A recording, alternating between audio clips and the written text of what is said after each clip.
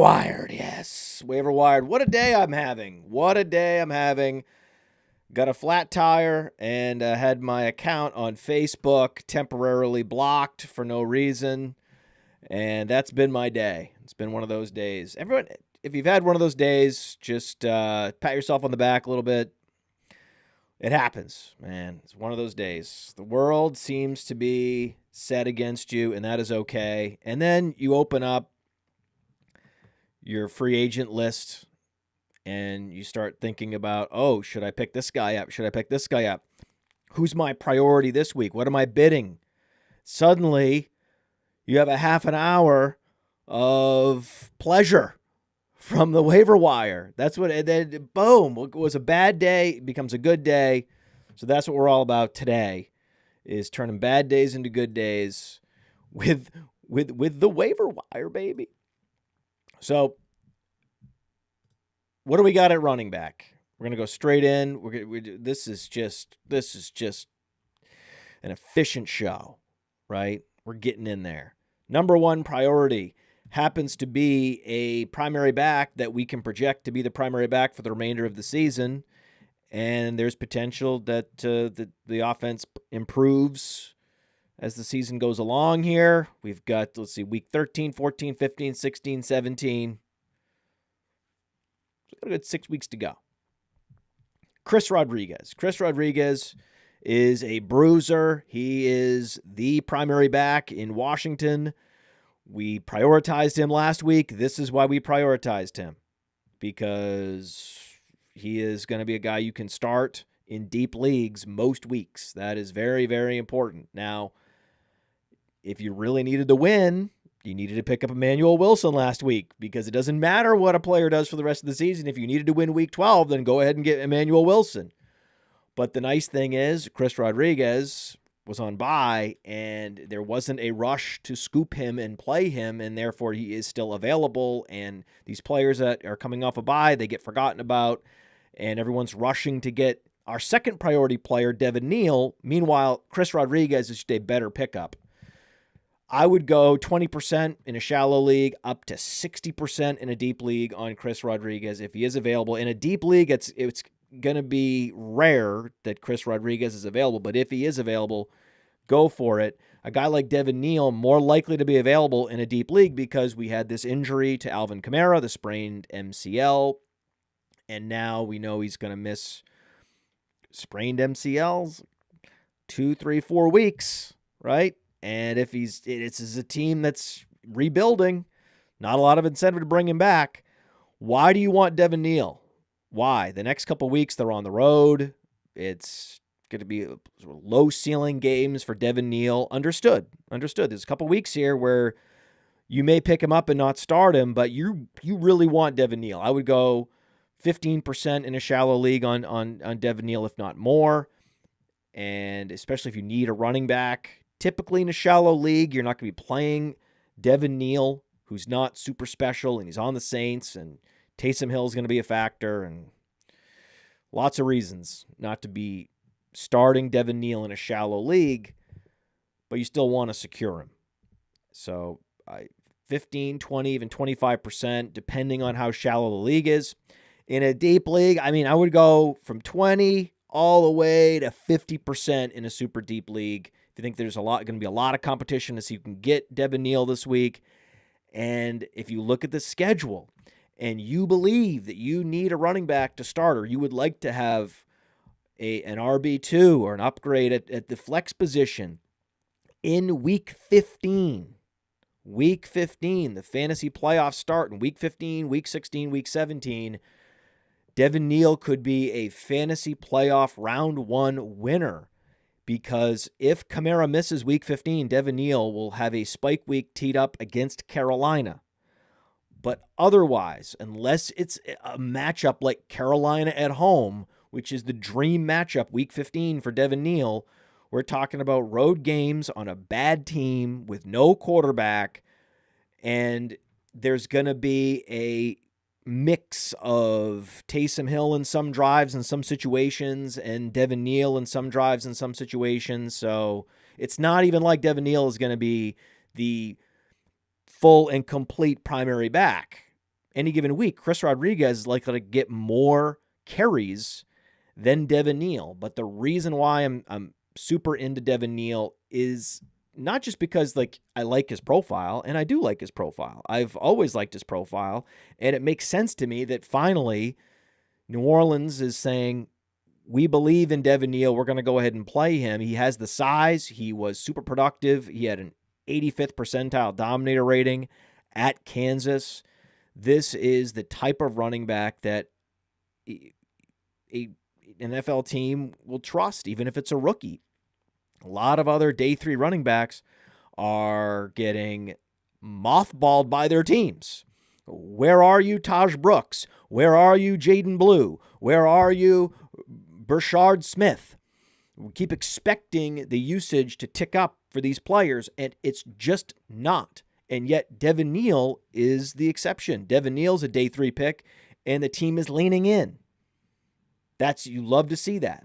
You love to see that. So, again, we're getting aggressive. If Chris Rodriguez happens to still be available, be aggressive there. Otherwise, we're aggressive on Devin Neal. Those are the two big aggressive elements for the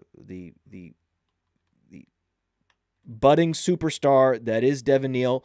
If the Saints don't go out and draft a running back with early capital, then Devin Neal is looking real good in Dynasty, looking real good. I mean, the guy had a 71% snap share, posted 61 total yards, 5 catches last week. They leaned on him. Again, that is a huge vote of confidence that a lot of these other day 3 running backs have yet to get from their teams, and therefore in Dynasty, this is a big differentiator between Devin Neal and some of these other players that, they had nice profile. Jarquez Hunter, Taj Brooks, these were also impressive profiles, but Devin Neal, more of an all-purpose back, a little more of an electric skill set, a little more dynamism in especially in the passing game. So he is surging in Dynasty, and many of these other day 3 running backs are not. Then there's Dylan Sampson. This is another running back, a day 3 running back with some dynamism. Judkins left the game multiple times, went to the tent.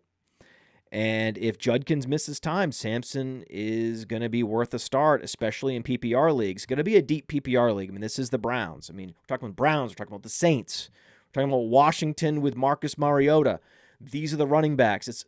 It's like we can get excited to a point by running backs that have some dynamism, like a Devin Neal, like a Dylan Sampson, potentially getting thrust into featured roles, but then you have to remember, oh, that's right, it's the Browns. Oh, that's right, it's the Saints. Think about Harold Fannin. How many weeks have we tried to get excited about Harold Fannin? And then we realize, oh no, Harold Fannin's on the Browns. Damn it! He's getting the targets on the wrong team. Well, these guys are getting carries and touches on the wrong teams. So you just can't go all in. Like Dylan Sampson, yes, sure. I'd pay 4 or 5% in a shallow league, up to 20% in a deep league on Dylan Sampson on the off chance that you need him and you can start him, and especially if you need him for the playoffs to make an impact on your roster this week to make the playoffs. Then go even higher on Dylan Sampson if you need to. If you really need, like if you have like a vacant RB2 spot, then you can go higher than 50% on Devin Neal. You can go higher than 20% on Dylan Sampson. But the average team likely not going to start these players this week, but they are nice to have, and these are the types of running backs that you want to secure on your bench if you're not starting them. And that's why we have Raheem Mostert much further down, more like 1% in a shallow league, like at most 5% in deep leagues. Okay, so what are we even talking about with Raheem Mostert? Think about the list of teams that these running backs belong to that are top of the waiver wire priority list this week. Washington, Cleveland, New Orleans, now Las Vegas. It's like Ashton Genty, the college running back god that was Ashton Genty, could never get out of his own way all season in fantasy football. Everyone's disappointed but with the production of Ashton Genty, and we're supposed to pay up for the possibility that Raheem Mostert's going to be the technical starter with no Ashton Genty this week if Ashton Genty misses, which we're not sure of. I mean, what? Right? Yes, I would rather have him than Zamir White, sure, because typically there's negative game script. And when the negative game script hits, that benefits Mostert more than a player like White. That is true. That is very true. But okay. And what? What are we gaining from this? What are we even talking about here? This isn't that interesting to me. I would rather have Brian Robinson. I would rather have Travion Williams. Brian Robinson is the best widely available handcuff back in fantasy. He's only 27% rostered on Yahoo, and this is the type of running back you should be prioritizing, getting him stashed. Travion Williams, anything can happen. Kamani Vidal has a quad injury. We're going to see as the practice reports come out whether or not he's going to play. I would say it's more likely than not that Vidal plays, but Travion Williams has a shot to have a major role this week, and the Chargers play the Raiders. So even though the Chargers have a bad offensive line, at least this is an offense that can score points. I would rather have Travion Williams than Raheem Mostert in that situation. Then there's an interesting player, a dynamic player like Jaleel McLaughlin. Jaleel McLaughlin is interesting, right? And so if we look up the athleticism, Travion Williams runs a 4.5. That's good. Right? So now if we look up Jaleel. Travion Williams, by the way, hanging around the league, age 27, still in the league. Pretty impressive. Same exact 40 time for Jaleel McLaughlin, but he's much smaller. I mean, look at that athleticism. Oh my God, is that bad? But Jaleel McLaughlin, he scored, and I know RJ Harvey had like a 60% snap share, and good for him. We're starting him, but he's not quite the anointed workhorse yet. No one thinks of RJ Harvey as the workhorse, like he's going to be in there in all down and distance situations. If anything, maybe the bye week, they start to find ways to incorporate Jaleel McLaughlin more, so there's room for him to impress in week 13. And so I like Jaleel McLaughlin as a player to stash and see what happens. I'd rather have him than, say, Michael Carter. Now, Michael Carter outsnapped Bam Knight 47-37 in week 12. But Trey Benson is due to return. Trey Benson's IR window to return, or else he has to go on season-ending IR, is December 5th. As long as he gets activated by December 5th, he's in. So there's one more week they can hold him out. And if they do hold him out, I prefer Michael Carter because the Cardinals get the Bucs this week. And so Carter will be running a lot of routes, more routes than Bam Knight, and likely more snaps even. Even with Teddy Bridgewater as the quarterback in Tampa, they're likely going to, I don't know. We'll see, right? I don't know. I was like, oh yeah, the Bucs are clearly going to beat the Cardinals. That's not going to be a problem. The Bucs are at home, and the spread is -3. So in a neutral field, it's a pick'em game. That's what that means. So like Vegas is struggling with that game just like I am. Which team?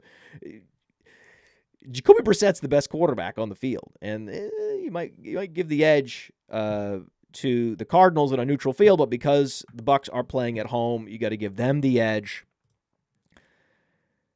And then there's guys like Devin Singletary, grinder on a bad team. That's not a trusted source for fantasy points. Don't even whatever, right? I mean, but that's what's available. And then you're into pure handcuff world, no standalone value. Tyler Algier in shallow leagues.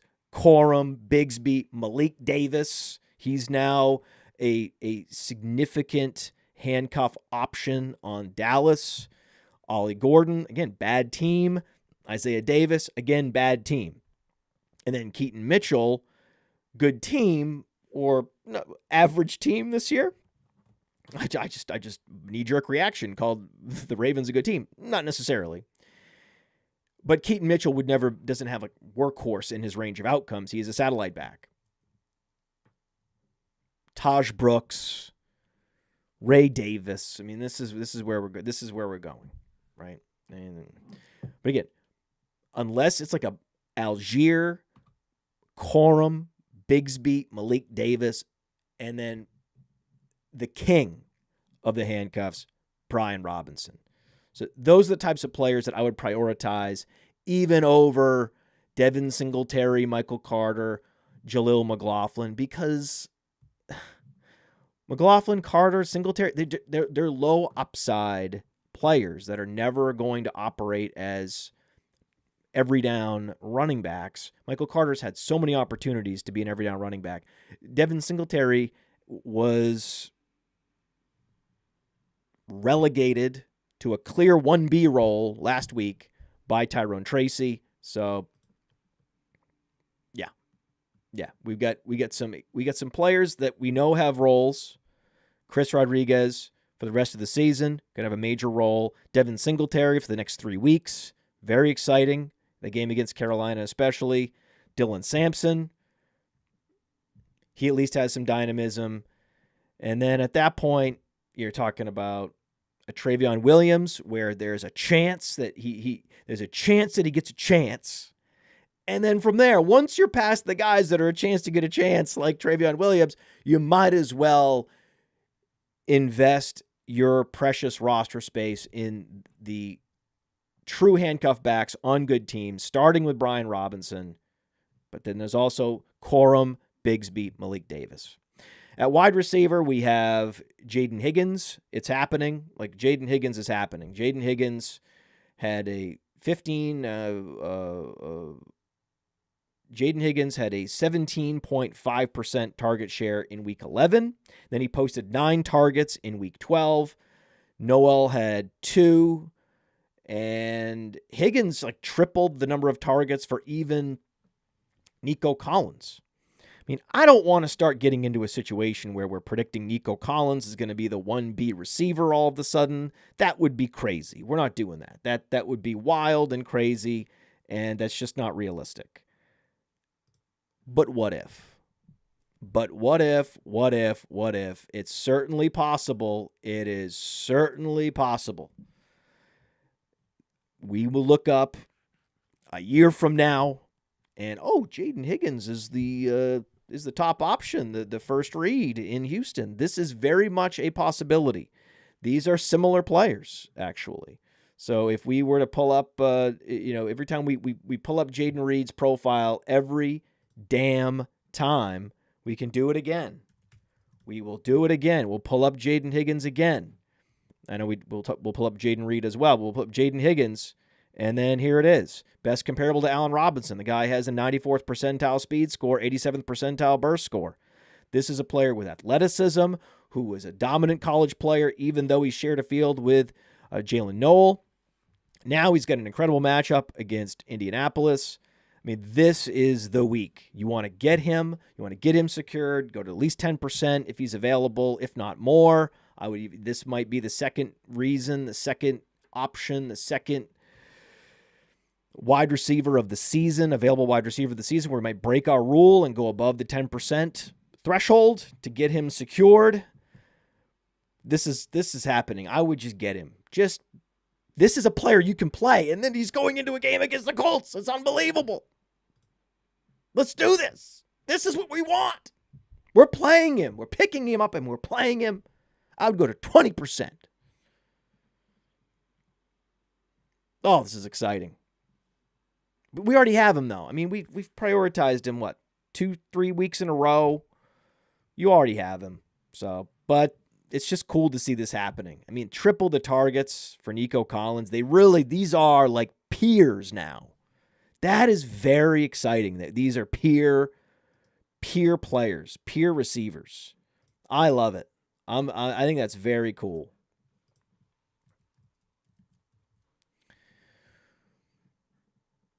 But there's more. Oh yes, there is more. Where that came from. Parker Washington.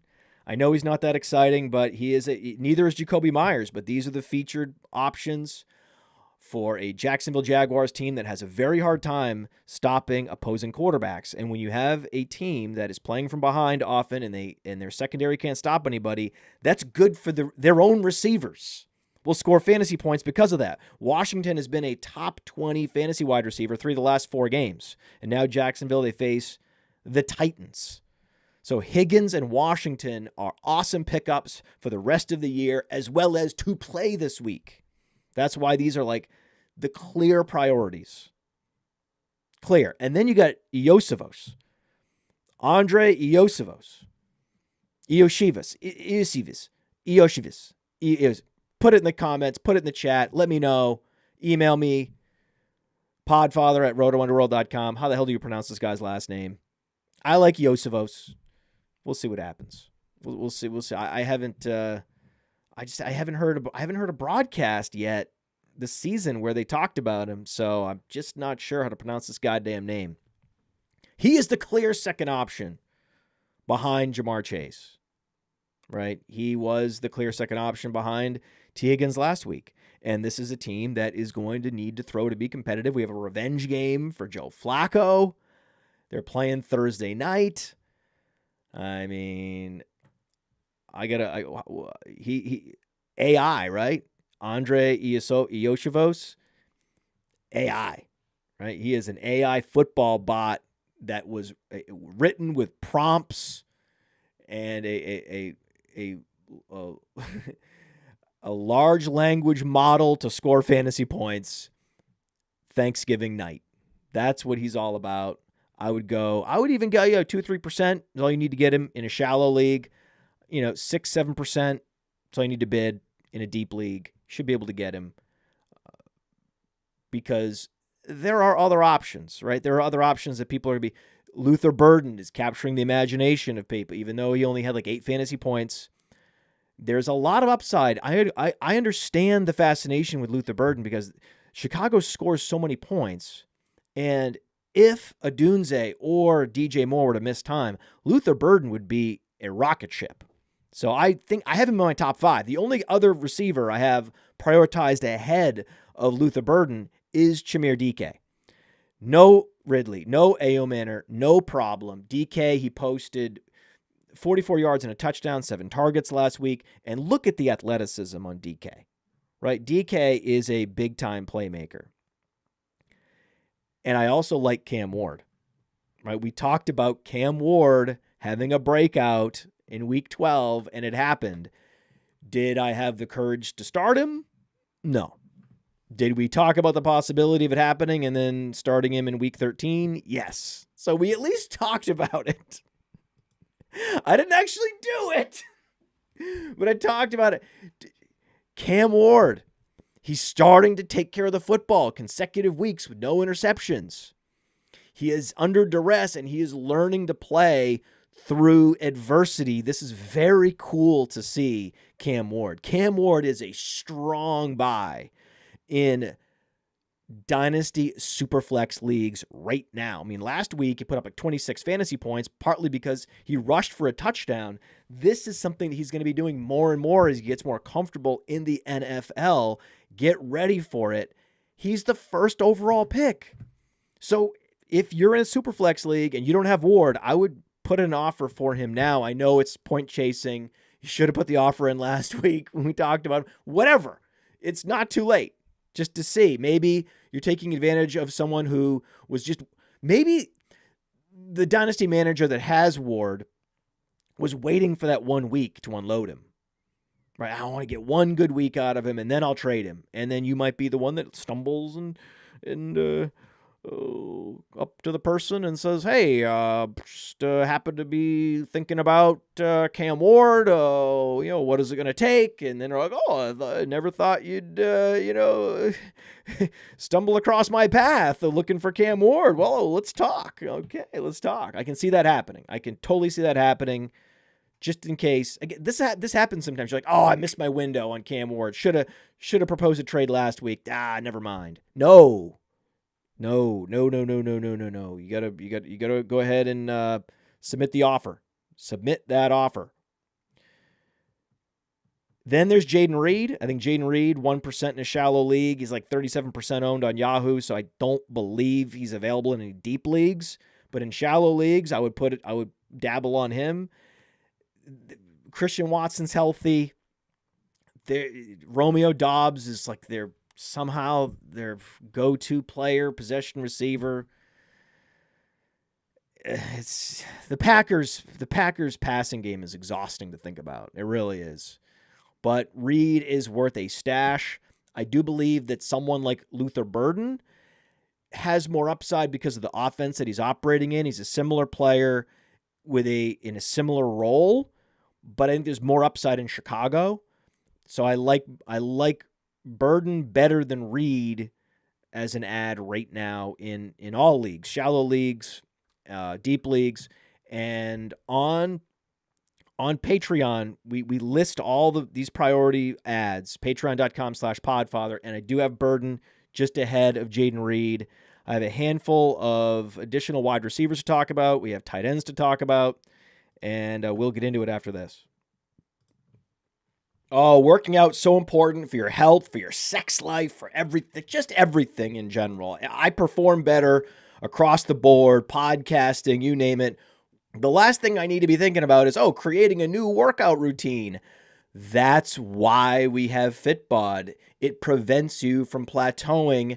It's so customizable in that I have one super strong shoulder and one kind of weak shoulder. And yet the FitBod app helps me customize my workouts to improve the strength and the endurance. I go in, my physical therapist is like, I can't believe you're doing this many. And I'm like, I know. Can you believe this? And he's like, yeah, this is crazy. So level up your workouts. They have over 1,000 demonstration videos. And join FitBod today to get your personalized workout plan, which includes 25% off, or try the app for free for 7 days. Go to fitbod.me/player, fitbod.me/player, FITBOD/player for 25% off for 7 days free.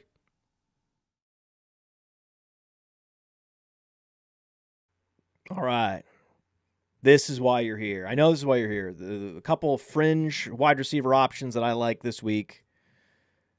Trey Tucker again. Oh, I knew you knew it. You had to know it's Trey Tucker again.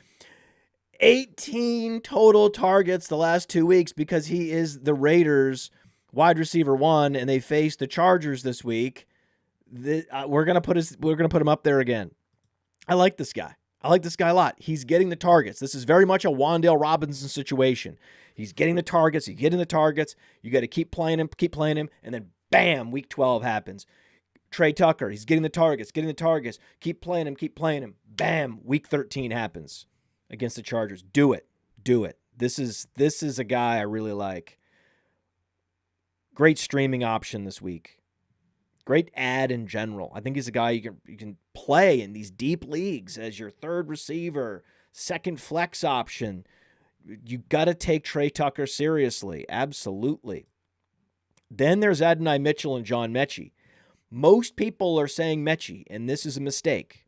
This is the most obvious mistake in all of fantasy right now, which is trying to guess who is the true number one with the Jets and just using total fantasy points to be the judge. That is always a mistake. The answer is Adonai Mitchell. Why? Because he is the outside receiver. He has incredible athleticism. We're talking about 97th percentile athleticism across the board, best comparable to Mike Wallace.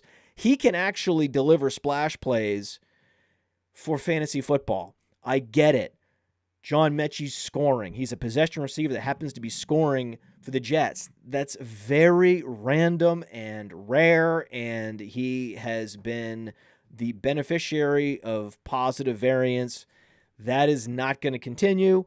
If you want to chase and stream a fringe Jets receiver, I mean, they're 13.5-point dogs against Baltimore. I mean, this would be the matchup to do it, right? So you can play both. I agree. You can play both. I don't love them. I prefer Trey Tucker rest of season because Trey Tucker is actually the entrenched number one as opposed to Adonai Mitchell and John Mechie that have been, at least recently, sharing the targets. No clear number one. But if you go past the targets, who's getting the air yards? It's Adonai Mitchell has a commanding lead in the air yard share the last couple weeks when compared to John Mechie. So that's going to be my tiebreaker, is that you have the splash play upside, you have the air yards for Adonai Mitchell, And Adonai Mitchell is going to be easier to acquire. So it's one of those situations where someone is going to bid a few extra FAAB dollars to get Mechie. You won't end up with Mechie. You'll end up with Adonai Mitchell. So this week, I think that most of us already have Jaden Higgins. Parker Washington's already rostered in a lot of these deeper leagues. Iosivos was already added last week in deeper leagues. So most of us are going to end up with, in deeper leagues this week, Trey Tucker and Adonai Mitchell and spend very little. That's how it works, is that we end up spending 1-2% on wide receivers, and we get great matchups with receivers with spike week athletic profiles like Trey Tucker and Adonai Mitchell at huge discounts compared to those that are going to pay up, that'll pay 3, 4, 5, 6, 7, 8, 9, 10 times for a guy like Chimere Dike, who has a similar upside profile on a bad team that's getting better. So yes, I would rather have Dike. He's clearly prioritized. You go to Patreon, we are prioritizing Chimere Dike over a Trey Tucker, over a Adonai Mitchell. But when we're strategizing how we're going to use our FAAB money, what will likely happen is you have a rush of fantasy gamers to go acquire Dike, given his role and given the improvement we've seen of Cam Ward. And the rest of us that are more frugal, especially when it comes to spending up on wide receivers, because we spend the vast majority of our budget on running backs, we end up with Trey Tucker and Adonai Mitchell, and I'm fine with it. I'm absolutely fine with it. You can also stream these players, these wide receivers this week. You can stream Kayshon Boutte, Tez Johnson, Malik Washington as a nice matchup, Calvin Austin. Liggett and Coker have a very difficult matchup against the Rams. I don't love them. That's it. That's all I got at wide receiver. And then at tight end, Colston Loveland, still available. It's crazy. Not in deep leagues, but in shallow leagues. I mean, he is available, very available. He has been a top 10 tight end the last 4 weeks. He has big-time upside. I can't believe he's still as available as he is on Yahoo. I think that's an embarrassment. Clearly, he's the top priority ad here. Then you've got a guy like Brenton Strange. We talked about Brenton Strange. He is basically the number one wide receiver for Jacksonville, and he was again. We predicted it. That's all he did. That's all he did at the beginning of the season was be. How is it possible? Brenton Strange keeps outproducing Brian Thomas. Well, there's a problem with Brian Thomas, number one. And then number two, Brenton Strange is super underrated. He is Jacksonville's number one receiver. 93 yards last week. He's healthy. So, yeah, Loveland likely unavailable. The next priority is going to be a guy like Brenton Strange. I would go 8-10% in a deep league to get Brenton Strange if he's available. Even in a shallow league, I'd go 2-3%. It's hard to find better options than Brenton Strange week in, week out. The guy's going to be putting up close to 100 yards. In these deeper leagues, though, Mike Gesicki, right? Mike Gesicki, he is grossly out-snapping, out-targeting Noah Fant. Something happened between Gesicki and Noah Fant, where the team decided, no, actually, they both have these incredibly impressive athletic profiles where they are hyper athletes across the board, but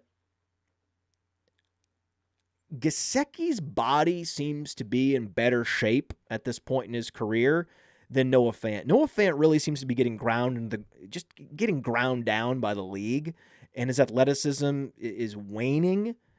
And it's sort of he's leaking fast twitch muscle fibers all over the field, whereas Gesicki's holding it together, right? And again, no Higgins, so we have a great matchup this week for the Bengals passing game. Everyone wants to play Jamar Chase in DFS, and by the way, Fast Draft has the turkey tourney. So the turkey tourney is on Fast Draft. It's the 3 games on Thanksgiving plus the Black Friday game. It's a 4-game slate for the Flex 6 Frenzy where you draft 6 players, 6 flex plays for the Thanksgiving Black Friday slate.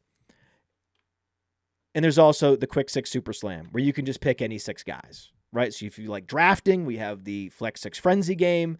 And then if you just like picking your favorite players and using ownership to try to get unique, then that's the Super Slam game. Both available right now.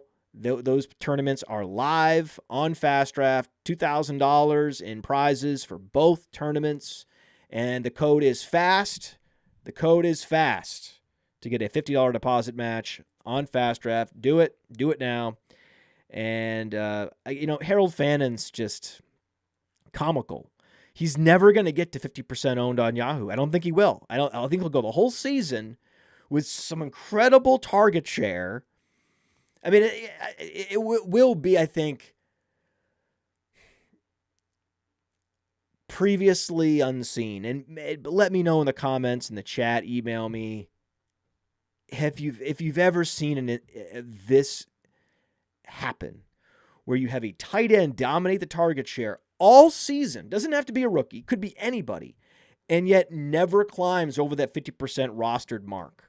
Just because the team and the quarterback situation is so bad, and there is like this lurking competition at the tight end position from a player, from an incumbent like a David Njoku. It's just a perfect storm, and something that I have personally don't recall seeing this scenario ever unfolding, where we could have a player post a top 10 tight end target share for the season and then never have any kind of serious rostership in all of fantasy.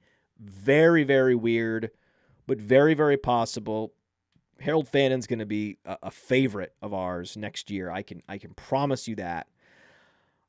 I also just want to make sure everyone is rostering Taysom Hill. This is such an obvious. I just want to be on record. I don't want. At no point do I want anyone to say, "Oh, Podfather forgot to remind us about Taysom Hill." No, I'm always here to remind everybody to pick up Taysom Hill when Kamara misses time. Okay, Kamara misses time. You want Taysom Hill. You want Taysom Hill when Kamara misses time. This is Devin Neal or no Devin Neal. I just want to be on record saying that this is always a truth. You do that. And this week, I think we should go back to Cam Ward. If we're streaming quarterbacks, go back to Cam Ward. In Superflex, you can stash Teddy Bridgewater. I don't have the highest hopes for Teddy Bridgewater, but he is a competent backup quarterback. And so that there are 15 fantasy points that Teddy Bridgewater can secure, and that is very valuable in Superflex. So Teddy Bridgewater is he is a legitimate quarterback in the league. He deserves to be in the league. And just remember, once upon a time, Baker Mayfield was a journeyman quarterback. Will Teddy Bridgewater ever be Baker Mayfield? No.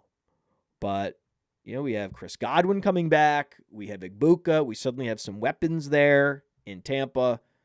Crazier things have happened than Teddy Bridgewater, and I did it again. I did it. I can't believe it. I did it again. I let myself close out the show talking about the worst possible quarterback that anyone could ever imagine talking about on a fantasy football stream or podcast. Again, I'm embarrassed. Hey, I want to take a moment to thank you for tuning in. It's important to me that all of our media be free. This is only possible because of you allowing a true independent sports media enterprise to thrive unlike any other in the business. So please subscribe to the All In Package to continue to make all of this possible, to ensure that all of our stats, information, data, content is available to you, especially you, the people that get the site and get the show.